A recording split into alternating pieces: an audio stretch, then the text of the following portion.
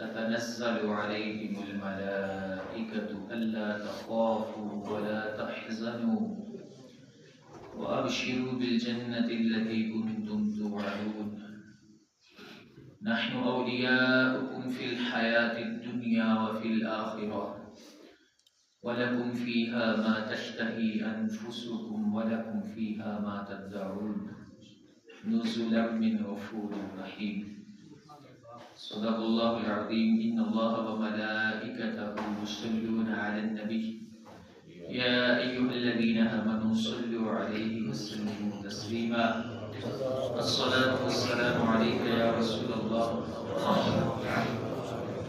الصلاة والسلام عليك يا حبيب الله الصلاة والسلام عليك يا نبي الله وعلى آلك وصحبك يا نور الله.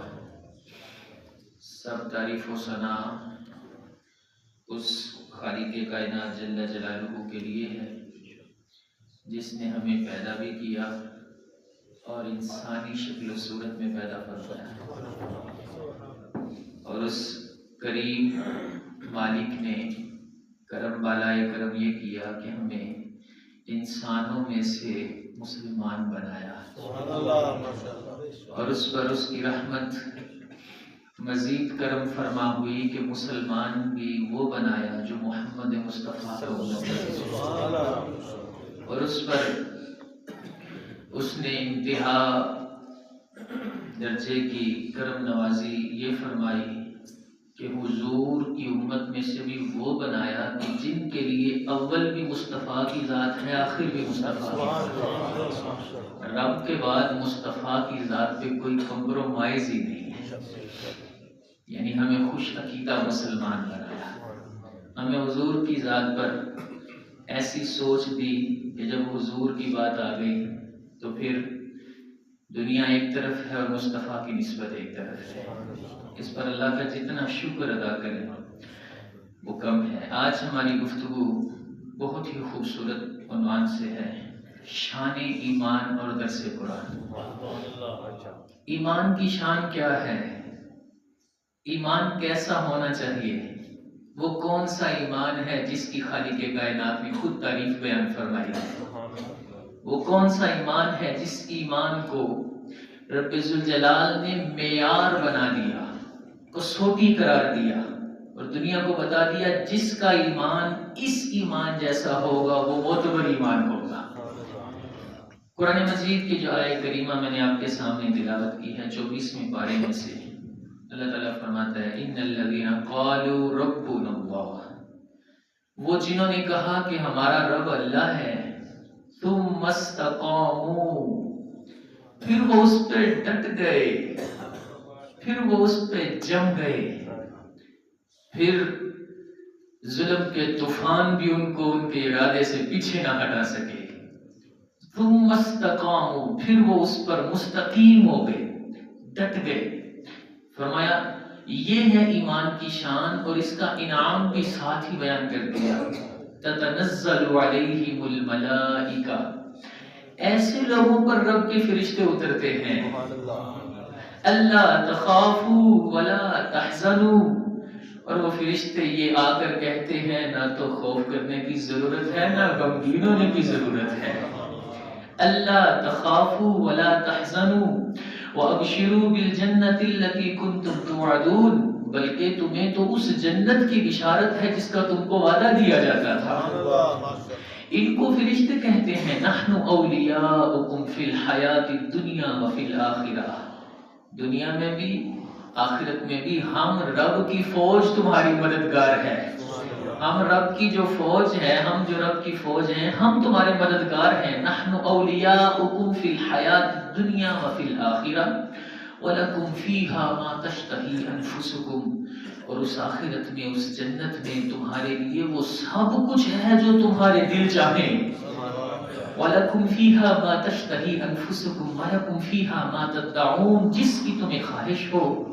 اور یہ یاد رکھنا یہ کیا ہے؟ یہ کیا ہے؟ نُزُلًا مِّن غَفُورٍ رَحِيمٍ، یہ تمہارے بخشنے والے رحمتوں والے رب کی طرف سے تمہاری میزبانی کی جا رہی ہے. ایک یہ آیت ہے، ایک میں دوسری آیت انشاءاللہ بعد میں عرض کرتا ہوں. دو حوالوں سے ہم نے گفتگو کرنی ہے، اور آخر میں ہم نے اپنی صورتحال پر بات کرنی ہے، کیونکہ ہم ہر عنوان کے ساتھ قرآن کا درس ضرور دے رہے ہیں، تاکہ ہم اپنے اوپر غور کرتے جائیں کہ قرآن کیا چاہتا ہے اور ہم کس ڈگر پر ہیں، قرآن کا تقاضا کیا ہے اور ہماری حیثیت اور کیفیت کیا ہے۔ ایک تو یہ آپ نے سنا کہ ایمان کی شان کیا ہے، کہ ایمان جب قبول کر لیا تو پھر دنیا ادھر کی ادھر ہو جائے، جان جائے تو جائے، ایمان نہ جائے۔ ایمان پہ ڈٹ جانا، یہ ایمان کی شان ہے۔ دوسرا جو ہمارا انشاءاللہ گفتگو کا حصہ ہوگا وہ یہ ہوگا، پہلے نمبر پر ایمان پہ ڈٹ جانا یہ ایمان کی شان ہے، اور پھر دوسرے نمبر پر جو اللہ اور اس کے رسول کے دشمن ہیں، اس کے اللہ کی ذات کے اور اس کے محبوب کے گستاخ ہیں، اللہ کی شان میں اور اس کے محبوب کی شان میں تبرہ کرتے ہیں، ایمان پہ ڈٹ جانا یہ پہلا درجہ ہے، اور ایسے دشمنوں سے ہر ممکن اور ہر موقع پر اور ہر لحاظ سے اپنے آپ کو بری قرار دینا یہ ایمان کا یہ بھی شاندار درجہ ہے، کہ وہ کچھ بھی لگتے ہوں، رشتے میں ان سے کچھ بھی تعلق بنتا ہو، لیکن جب وہ رب کے نہیں ہیں تو پھر وہ مومن کے نہیں ہو سکتے۔ وہ آیت کریمہ 28ویں پارے میں ہے، اللہ تعالیٰ ارشاد فرماتا ہے، لا تجد قوما یؤمنون باللہ والیوم الآخر یوادون من حاد اللہ ورسولہ ولو كانوا آباءهم او ابناءهم او اخوانهم او عشیرتهم۔ اے محبوب، آپ ان لوگوں کو جو اللہ پر اور آخرت پر ایمان رکھتے ہیں، ان کو کبھی بھی ایسا نہیں پائیں گے کہ وہ ان لوگوں سے پیار کریں جو اللہ اور اس کے رسول کے دشمن ہیں۔ ایمان والوں کو آپ کبھی بھی ایسا نہیں پائیں گے کہ وہ ان سے پیار کریں کہ جنہوں نے رب کی مخالفت کی ہے، ان سے وہ پیار کریں جن کو اللہ نے ایمان کی دولت دی ہے۔ ایسا ہو سکتا نہیں ہے۔ اب مزید اس کو عام کر کے بیان کیا، وَلَوْ كَانُوا آبَاءَهُمْ، چاہے وہ دشمنان خدا ان کے باپ ہی کیوں نہ ہو، تائے چاچے ہی کیوں نہ ہو، ددیال میں سے ہی کیوں نہ ہو، وَلَوْ كَانُوا آبَاءَهُمْ أَوْ إِخْوَانَهُمْ، ان کے بھائی ہی کیوں نہ ہو، ان کے کزن ہی کیوں نہ ہو، أَوْ عَشِيرَتَهُمْ، ان کے کنبے کے لوگ ہی کیوں نہ ہو، وہ کچھ بھی ہو، لیکن جب وہ رب کے نہیں ہے تو مومن کبھی ان کے ساتھ دوستی اور محبت کا دم نہیں بھر سکتا۔ اور ساتھ ہی انعام بھی بیان کر دیا، اولئک کتب فی قلوبہم الایمان، فرمایا یہ جو لوگ ہیں یہ وہ لوگ ہیں جن کے دلوں کے اندر اللہ نے ایمان کو نقش فرما دیا ہے۔ یہ وہ لوگ ہیں، میرا اور آپ کا لکھا مٹ سکتا ہے، رب کا لکھا کبھی مٹ نہیں سکتا۔ جس کے دل میں رب کائنات نے ایمان کی مہر لگا دی ہو، اس کا خاتمہ بھی ایمان پر ہوگا، اس کو قبر میں بھی رب کی رحمت نصیب ہوگی، اس کو حشر میں بھی رب کا کرم نصیب ہونے والا ہے، کیونکہ اس کے دل میں ایمان کس نے لکھا ہے؟ خالق ارض و سما نے۔ میرا آپ کا دنیا کا لکھا مٹتا ہے، رب کا لکھا نہیں مٹتا۔ اولئک کتب فی قلوبہم الایمان وأیدہم بروح منہ، فرمایا ساتھ ہی ساتھ دوسری ان کی شان یہ ہے، اللہ اپنی طرف سے روح بھیج کر ان کی مدد کرتا ہے۔ اس سے مراد روح القدس بھی ہو سکتے ہیں۔ اللہ ان کی ہر موقع پر تائید فرما دیتا ہے، ان کو غم آتا ہے تو اللہ اس غم کے ازالے کا یہ اہتمام فرما دیتا ہے۔ فرمایا وَأَيَّدَهُمْ بِرُوحٍ مِّنْهُ، اور پھر آگے ان کی مزید شان بیان فرمائی، اللہ ان کو جنتوں میں لے جائے گا، اور فرمایا وہ رب کا گروہ ہے، کوئی شیطان کا گروہ کہلاتا ہے، لیکن ایسے مومنین اولئک حزب اللہ، رب کا گروہ ہے، رب ان سے راضی ہے، وہ رب سے راضی ہیں۔ یہ آپ نے دو چیزیں سن لی اور دونوں ہی قرآن سے سنی۔ ایمان کی ایک شان کیا ہے؟ پہلا جو آپ نے عنوان کا پہلا حصہ سنا وہ کیا ہے؟ ایمان پر ڈٹ جانا۔ اور آپ نے عنوان کا جو دوسرا حصہ سنا ہے وہ کیا ہے؟ رب کے دشمنوں سے کبھی یاری دوستی نہ کرنا۔ اب ان دونوں چیزوں کو ذرا آئیے محبوب کریم صلی اللہ علیہ وسلم کے صحابہ کی زندگی میں دیکھ لیتے ہیں، کیونکہ جو قرآن انہوں نے سیکھا ہے نا وہ دنیا میں اور کوئی نہیں سیکھ سکتا۔ میں اپنے استاد سے پڑھا، آپ مجھ سے پڑھ رہے ہیں، کوئی کسی سے پڑھتا ہے، کوئی کسی سے پڑھتا ہے، ارے اس طالب علم کی شان کا اندازہ تو کیجئے جو امام الانبیاء کی بارگاہ میں بیٹھ کے قرآن پڑھ رہا ہے، اس کے ایمان کا اندازہ تو لگائیے جس کو رب کا محبوب تعلیم عطا فرما رہا ہے۔ حضور کی بارگاہ میں بیٹھنے والے صحابہ نے جس انداز سے قرآن پڑھا ہے اور قرآن سمجھا ہے، خدا کی قسم رب فرما رہا ہے فَإِنْ آمَنُوا بِمِثْلِ مَا آمَنْتُمْ بِهِ فَقَدِ اهْتَدَوْا۔ کوئی کسی چیز میں کسوٹی ہوتا ہے، کوئی کسی چیز میں معیار ہوتا ہے۔ دنیا کہتی ہے جناب اگر تعمیر کے معاملے میں کسی کو معیار بنانا ہے تو فلاں مستری صاحب بہت اچھے ہیں، اگر کسی اور معاملے میں معیار بنانا ہے تو فلاں بندہ بہت اچھا ہے، لیکن خالق ارض و سما فرما رہا ہے اگر معیار ایمان کے لحاظ سے دیکھنا ہو تو میرے نبی کے یاروں کو دیکھو، وہ ایمان میں پکے بھی ہیں، سچے بھی ہیں۔ فَإِنْ آمَنُوا بِمِثْلِ مَا آمَنْتُمْ بِهِ فَقَدِ اهْتَدَوْا۔ اللہ فرماتا ہے اگر لوگ ویسا ایمان لے آئیں گے اے میرے محبوب کے غلاموں جیسے تم مومن ہو، فَقَدِ اهْتَدَوْا، فرمایا پھر جو بھی ایسا ایمان لائے گا اس کو ہدایت نصیب ہو جائے۔ آئیے پہلی چیز ہے ایمان پہ ڈٹ جانا، چاہے ظلم کتنا ہی کیوں نہ ہو، چاہے کفر کتنا ہی پاورفل کیوں نہ ہو، چاہے ستم کی کتنی ہی آندیاں کیوں نہ چل جائیں، لیکن وہ حبش سے اٹھنے والا غلام جس کو دنیا بلال حبشی کہتی تھی، امیہ نے کون سا ایسا ظلم تھا جس کا بلال پر تجربہ نہیں کیا، اور وقت کون سا تھا جب اسلام کی چھپ چھپ کے دعوت دی جاتی تھی، اسلام کی اس وقت پاور ظاہر نہیں ہوئی تھی۔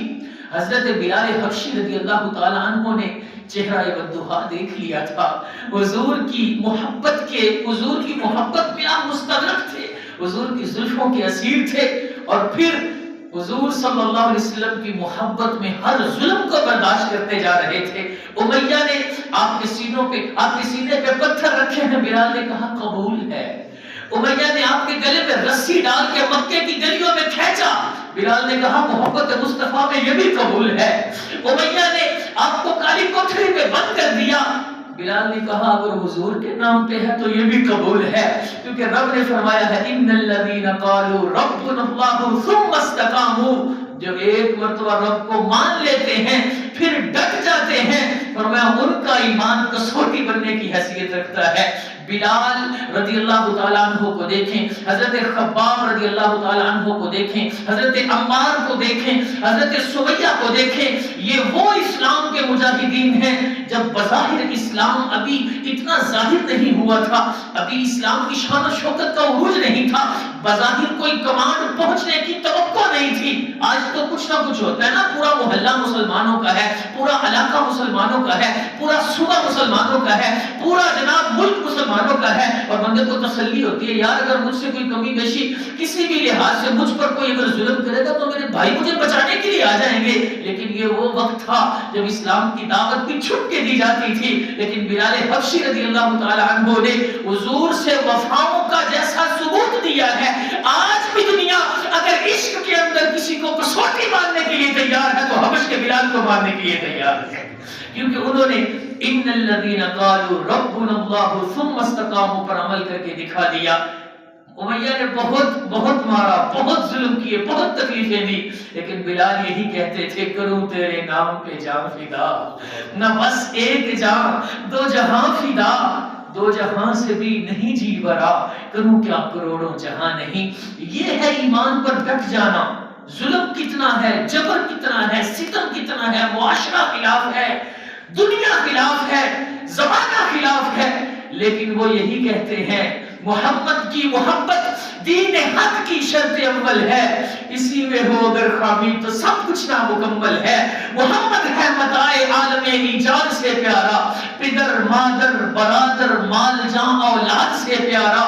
محمد کی محبت آن ملت شان ملت ہے، محمد کی محبت روح ملت جان ملت ہے، اور شراب عشق احمد کی عجب پر کیف مستی ہے کہ زیادہ دے کر بھی ایک دو بوند مل جائے تو سستی ہے۔ ان الذین قالوا ربنا اللہ ثم استقاموا، یہ ہے ایمان پہ ڈٹ جانا۔ اب ہم اپنے اوپر غور کریں، کیا یہ کیفیت ہم اپنے اندر پاتے ہیں؟ ایمان پہ ڈٹ جانا، ایمان کے ساتھ ساتھ جو ایمان کے احکام ہیں ان پہ ڈٹ جانا، اس پر میں بات کرتا ہوں۔ ایمان کا جو میں نے دوسرا ایک عنوان اور ایک شان بیان کی ہے، رب کے دشمنوں کا دشمن بن کے رہنا، رب کے مخالفوں کا مخالف بن کے رہنا، چاہے وہ کوئی بھی کیوں نہ ہو، چاہے وہ کیسا بھی کیوں نہ ہو، لیکن جو رب کو نہیں مانتا، جو رب کے رسول کو نہیں مانتا، مومن اس کو نہیں مانتا۔ آئیے میں آپ کو بدر کے میدان میں لے چلوں، احد کے میدان میں لے چلوں، اور اس آیت کے شان نزول کے بارے میں مفسرین نے لکھا ہے یہ آیت نازل ہی تب ہوئی کہ بدر کا میدان ہے اور ایک طرف بانجا ہے جسے دنیا فاروق اعظم کے نام سے جانتی ہے، اور ایک طرف ماموں ہے جسے آس بن ہشام کہا جاتا ہے۔ بھانجا محمد مصطفیٰ کا غلام بن کے آیا ہے، ماموں محمد مصطفیٰ کا دشمن بن کے آیا ہے۔ آج ہم اپنے ماموں سے ذرا اپنی محبت کا جو انداز ہے، جو ان کے ساتھ ایک وارفتگی اور جو ایک ان کے ساتھ جو ایک بڑا قربت کا انداز ہے، اس کو ذرا ذہن میں رکھ کے اس بات پر غور کریں۔ ایک طرف بھانجا ہے، ایک طرف ماموں ہے، فرق کیا ہے؟ یہ حضور کا غلام ہے، یہ حضور کا دشمن ہے۔ یہ نہیں دیکھ رہے کہ ماموں ہے، یہ دیکھ رہے ہیں کہ میرے محبوب کا دشمن بن کے آیا ہے۔ حضرت ابو عبیدہ بن جراح رضی اللہ تعالیٰ عنہ، یہ تو چھوٹی مثال تھی، ماموں اور بھانجے کی مثال یہ چھوٹی مثال ہے۔ ایک طرف بیٹا ہے اور ایک طرف باپ کھڑا ہوا ہے، یہ محمد مصطفیٰ کا غلام بن کر کھڑا ہے، اور یہ باپ ہے جو حضور کا دشمن بن کے آیا ہے۔ حضرت ابو عبیدہ بن جراح رضی اللہ تعالیٰ عنہ حضور کے لشکر میں ہیں اور باپ کفار کے لشکر میں ہے۔ اور میں آپ کو ایک اور مثال بھی دیتا جاؤں، باپ اور بیٹے کی مثال بھی بڑی اہم ہے، لیکن یہ بھی دیکھتے جاؤ، ایک طرف یہ بھائی کھڑا ہے، ایک طرف یہ بھائی کھڑا ہے، اس کو عبید کہا جاتا ہے، اس کو مصعب کہا جاتا ہے۔ وہاں نہ یہ دیکھا جا رہا ہے کہ بھائی بن کر آیا ہے، نہ یہ دیکھا جا رہا ہے کہ باپ بن کے آیا ہے، نہ یہ دیکھا جا رہا ہے کہ ماموں بن کے آیا ہے۔ اگر معیار ہے تو ذات مصطفیٰ معیار ہے، جو حضور کا بن کر آیا ہے، وہ چاہے حبش کا ہے، وہ سب کا تاج بنا ہوا ہے۔ جو حضور کو چھوڑ کر آیا ہے، وہ باپ ہو کر بھی انسان کا دشمن بنا ہوا ہے۔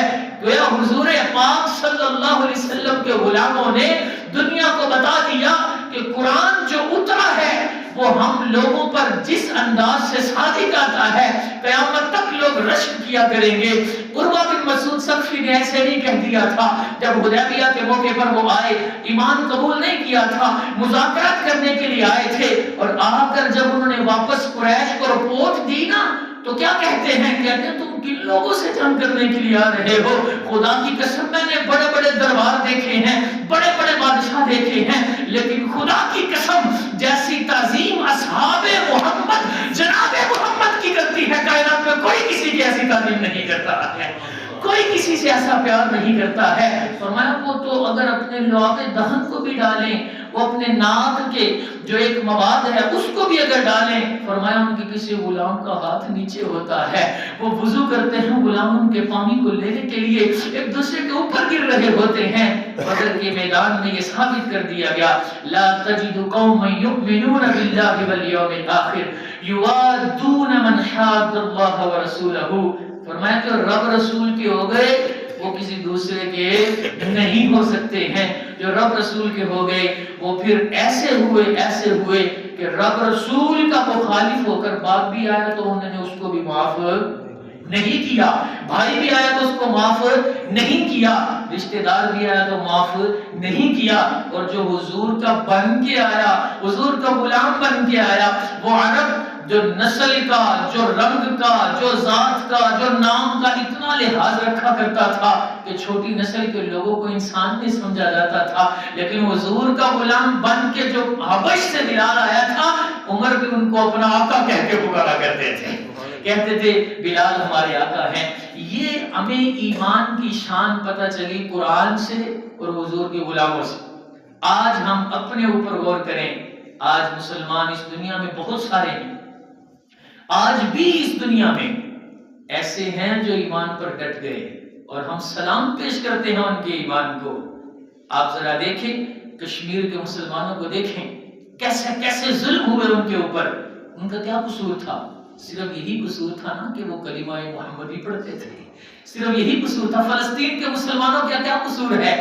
یہی قصور ہے کہ وہ اسلام کا نام لیتے ہیں، مسجد اقصی کی حفاظت کا نام لیتے ہیں، لیکن قربان جائیے ان کی استقامت پر بھی انہوں نے بھی اپنے ایمان پر ڈٹ کے دنیا کو پیغام دے دیا کہ حضور کے غلام کل بھی حضور کے نام پر جانے قربان کرنے کے لیے تیار تھے، آج بھی قربان کر کے دکھا رہے ہیں، دنیا کو بتا رہے ہیں کہ حضور کے نام پر جو شراب پی ہے، اس شراب حقیقی، اس شراب عشق کا جو نشہ ہے وہ کبھی کم نہیں ہوتا۔ ان کے مقابلے میں اگر ہم خود کو کمپیئر کریں تو کیا ہم، اللہ نہ کرے ہم پر کبھی بھی ایسی کوئی آزمائش آئے، کبھی بھی ایسی کوئی کیفیت آئے، اللہ نہ کرے، لیکن اگر کبھی کوئی ایسا معاملہ خدا نہ خواستہ ہو تو ہم اپنے آپ کو کس اسٹیج پر پاتے ہیں، یہ اپنے آپ سے سوال کرنا ہے۔ ہم استقامت میں کتنے مضبوط ہیں، یہ اپنے آپ سے سوال کرنا ہے۔ ہم رسول پاک صلی اللہ علیہ وسلم کی غلامی کا دم بھرتے ہیں، لیکن اگر ہم اپنے اعمال پر غور کریں، ان کی استقامت کو دیکھیں، صحابہ کی استقامت تو بڑی شاندار ہے، ان مظلوم مسلمانوں نے بھی آج استقامت کا حق ادا کر دیا ہے۔ شہادتوں پر شہادتیں ہو رہی ہیں، کنبے کا کنبا شہید ہو رہا ہے، ویڈیوز موجود ہے، باپ شہید ہو گیا، بھائی شہید ہو گیا، بیٹے شہید ہو گئے، بچے شہید ہو گئے، اور کیا کہہ رہا ہے خدا کا بندہ، رضیت باللہ ربا وبالاسلام دینا وبمحمد نبیا، سب کو شہید کروا کے بھی میں یہ اعلان کرتا ہوں میرا رب صرف وہی ہے جو کائنات کا رب ہے۔ اعلان کر رہا ہے نوجوان، میں اللہ کے رب ہونے پہ راضی ہوں، میں اسلام کے دین ہونے پہ راضی ہوں، میں جناب محمد مصطفیٰ کے نبی ہونے پہ راضی ہوں۔ سلام ہے ان کی استقامت کو، اللہ ہمیں بھی ایسا جذبہ عطا کرے، ایسی استقامت ہمیں بھی اس کی ہمیں بھی ضرورت ہے۔ آج ہمیں بھی اپنے ایمان کو مضبوط کرنے کی ضرورت ہے، آج فتنوں کا دورہ ہے، استقامت کی ضرورت ہے، اور حضور کے دشمنوں سے خود کو بچانا بھی بہت ضروری ہے۔ ہم ختم نبوت کے معاملے میں، ہم حضور کی شان کے معاملے میں، ہم حضور کی عزت اور ناموس کے معاملے میں، ہم حضور کے دین کے معاملے میں ہم اعلان کرتے ہیں، لب پر نعت پاک کا نغمہ، کل بھی تھا اور آج بھی ہے، میرے نبی سے میرا رشتہ، کہیے کل بھی تھا اور آج بھی ہے، بتلا دو گستاخ نبی کو، غیرت مسلم زندہ ہے، دین پہ مر مٹنے کا جذبہ کل بھی تھا اور آج۔ ہم اعمال میں کمزور ہو سکتے ہیں، ہم گناہگار ہو سکتے ہیں، بد اعمالیاں ہمارے ساتھ ساتھ ہیں، لیکن ہمارا ایمان اتنا تو مضبوط ہونا چاہیے کہ حضور کی بات آئے تو پھر ہماری راہ میں کوئی چیز رکاوٹ نہ بن سکے، کیونکہ محمد ہے متاع عالم ایجاد سے پیارا۔ ساری کائنات ایک طرف ہو اور رب کا محبوب ایک طرف ہو تو پاویں سونے ملن ہزاراں آسان نہیں یار لٹانا۔ ہمارا ایمان اتنا مضبوط ہونا چاہیے۔ آئیے آخر میں ایک حدیث سنیے اور پھر اپنی بات کو ختم کرتا ہوں۔ حضور سے ایک صحابی پوچھتے ہیں، کہتے ہیں حضور قل فی الاسلام قولا، مجھے اسلام کے بارے میں ایسی بات بتا دیں، لا اسأل عنہ غیرک احدا، حضور آپ کے علاوہ میں نے دوبارہ کسی سے پوچھنا نہیں ہے، آپ مجھے وہ بات بتا دیں اور آپ کی بات کو ایسا پلے باندھوں گا، کسی اور سے وہ سوال نہیں کروں گا۔ اتنا جامع حضور اس کو جواب دیں گے اور اس کو اتنا جامع جواب چاہیے۔ حضور نے کیا فرمایا؟ دو لفظ ارشاد فرمائے، فرمایا قل آمنت باللہ ثم استقم، تو کہے کہ میں رب پر ایمان لایا، صرف کیا کہا؟ آمنت باللہ، کتنا کہنا ہے؟ آمنت باللہ ثم استقم، پھر فرمایا اس پہ ڈٹ جانا، اس پہ ڈٹ جانا۔ علماء فرماتے ہیں حضور نے ان دو جملوں میں پورے اسلام کو سمو دیا، کیونکہ جس نے رب کو مان لیا، جس نے رب کو اپنا خدا مان لیا، اپنا معبود مان لیا، اپنا حاکم مان لیا، وہ شراب کو حرام کیسے نہیں مانے گا؟ کیونکہ وہ تو رب کو مان چکا ہے۔ شراب کس نے حرام کی ہے؟ رب نے حرام کی ہے۔ جب وہ کہہ چکا کہ میں رب کو اپنا مالک اور مختار مانتا ہوں، تو غلاموں کی تو مرضی ہوتی کوئی نہیں ہے، مرضی تو صرف کس کی چلتی ہے؟ مالک کی چلتی ہے۔ جب اس نے کہہ دیا کہ میں رب کو اپنا مالک اور مختار مانتا ہوں، وہ نماز کیسے چھوڑے گا؟ کہ اس کے مالک نے کہا ہوا ہے 5 مرتبہ میرے گھر میں آنا تیری ذمہ داری ہے، وہ کیسے نماز چھوڑ سکتا ہے؟ قل آمنت باللہ ثم استقم، جب اس نے مان لیا کہ میرا رب اللہ ہے، وہ زکوٰۃ کیسے نہیں نکالے گا؟ کیونکہ اس کا مالک تو فرما رہا ہے نہیں زکوٰۃ نکالو گے تو بڑا سخت عذاب دوں گا، بہت سخت عذاب دوں گا. وہ کیسے زکات سے اپنے آپ کو دور رکھ سکتا ہے؟ وہ کیسے نیکی سے اپنے آپ کو دور رکھ سکتا ہے؟ وہ گناہ کی طرف کیسے جا سکتا ہے؟ اس کا ایک ایک عمل اس کے مالک کی رضا کے مطابق ہوتا ہے. حضور کے اس جامع کلمہ کو ہم بھی یاد کر لیں. قل آمنت باللہ ثم استقم. یہ کہہ دے کہ میں ایمان لایا اور پھر اس کہنے پر ڈٹ جا. فرمایا یہ اسلام کا وہ خوبصورت اور جامع حضور نے تعارف پیش کر دیا. فرمایا دنیا میں وہ شخص کہتے ہیں، وہ صحابی کہتے ہیں میں نے کسی سے نہیں پوچھنا، اور حضور نے بتا بھی ایسا دیا کہ اب کسی سے پوچھنے کی ضرورت نہیں ہے. آئیے ہم بھی عہد کریں، ہم بھی پیمان کریں. آمنت باللہ، ہم سب رب کو مان چکے، ہم اس کے رب ہونے کو مان چکے، ہم اس کے ہر حکم کو مان چکے، ہر حلال کو مان چکے، ہر حرام کو مان چکے، اس کے نبی کو مان چکے. رہن سہن میں بھی اسی کے حکم کو مانیں گے، کھانے پینے میں بھی اسی کے حکم کو مانیں گے، چلنے پھرنے میں بھی اسی کے حکم کو مانیں گے، کیونکہ ہم نے اس کو اپنی جان کا مالک جو مان لیا ہوا ہے، اپنی ذات کا مالک جو مان لیا ہوا ہے. یہ شان ایمان ہے اور یہ درس قرآن ہے اور یہ رمضان کا فیضان ہے کہ اللہ کے فضل سے الحمدللہ کیسے کیسے رب کے کرم کے نظارے ہمیں دیکھنے کو مل رہے ہیں. اصل چیز ہے اب ہمیں یہ یاد رہ جائے، ہمیں عمل کی توفیق مل جائے تو خدا کی قسم یہ بڑے کمال کا نصیب ہے.